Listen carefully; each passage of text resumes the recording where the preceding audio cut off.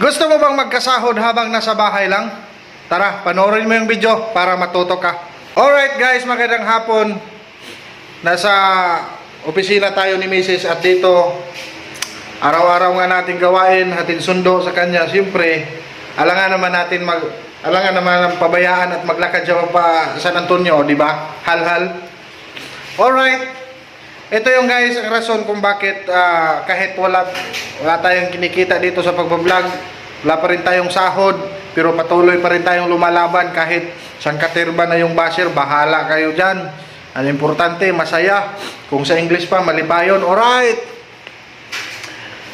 Ito na nga guys, ikot tayo dun sa kabila, dun tayo magpwesto para ipakita ko sa inyo kung ano yung ginagawa ko para magkasahod habang nasa bahay lang. Alright, dalawang klase lang yan. Buksan natin to. Ayan. Ito tayo sa likod. Dito sa likod guys. Ayan, medyo malawak. O, di ba? Malapad yung sa likod. So, kahit maliit na space, basta meron kayo sa bahay, pwede nyo nang gamitin. At pwede nyo nang mapagkakitaan. At doon sigurado magkakasahod at magkakasahod kayo. Alright. So ngayon mahanapin tayong gamit. May naiwan ko doon sa loob. Yun yung gamitin natin para magkasahod tayo. Gamit lang ang dalawang bagay. Alright. Yung iba, hindi mo na kailangan mag-apply.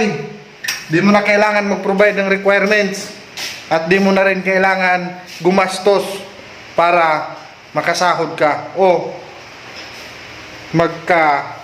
magkaroon ka ng income sa araw-araw mong paggatambay sa bahay. Alright, tara, let's go. Una natin kunin, ito yung palanggana.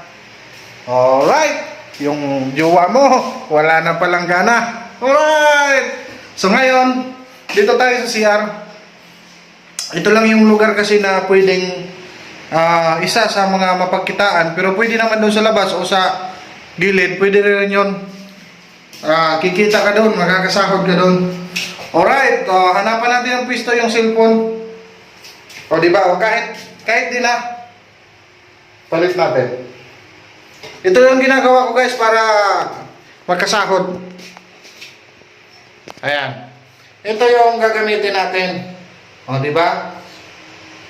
Hindi tayo mag-mix dito at hindi tayo tawag nito sa Tagalog, basta timpla. Iyon na yun, basta. O, lagay natin ito sa baba. O, ayan. Tapos di ba may gripo?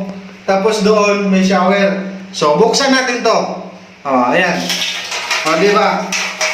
May tubig. So, nakasahod ka na. Alright! O, di ba? May gripo ka na, nagkasahod ka pa. Alright!